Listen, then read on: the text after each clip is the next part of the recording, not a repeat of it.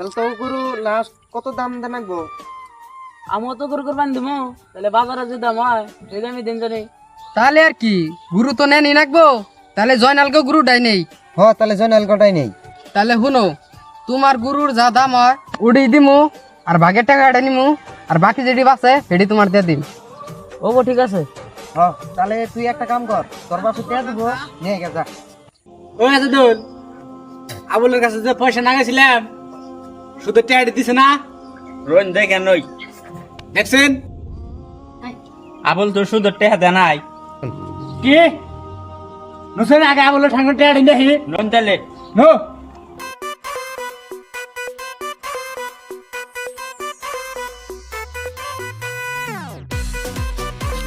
ও ইলিয়াস, কোন এবার গরু কোরবানি দিবেন না রে?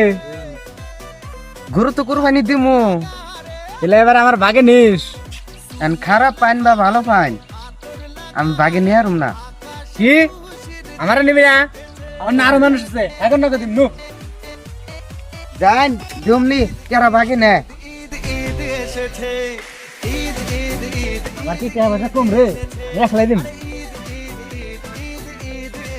তাহলে আইসো, তাহলে কে নিবে ডাকলি ক। তাহলে তোরা গরু কোরবানি দিবি? দিবার ছিলাম তো। তাহলে আমার থেকে বাগে নিতে হয়েছে না, আমার বাগে নিস। এখন তুই না কস বন্ধু, তোরে আর কি কই। মেলাজনের বগলে গেছিলাম, ইলিয়াসের বগলে গেছিলাম, ইলিয়াসও রাখবো না। এখন তুই যদি রাখস তাহলে ভালো হইতো। তোর কেউ রাখতেছে না তাই না?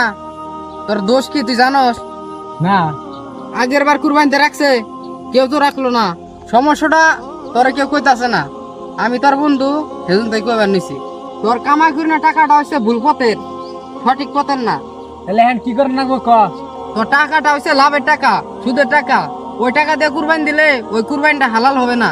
ও তাহলে ইয়ার জন্য আমার মানুষের কোরবানিতে ভাগে নিতেছে না, আমি সবাই বুঝলাম। তাহলে আজকে থেকে আমি সব বাদ দিয়া আজকে থেকে আমি হালাল পথে টাকা পয়সা উপার্জন করুম। আমার তাহলে কোরবানিতে এবার ভাগে নিস। ঠিক আছে, তুই যে তোর ভুলটা বুঝতে পারতা, তাহলে তুই যা, আমি ইলার সাথে কথা পাইতা তোর আমি কই দিও।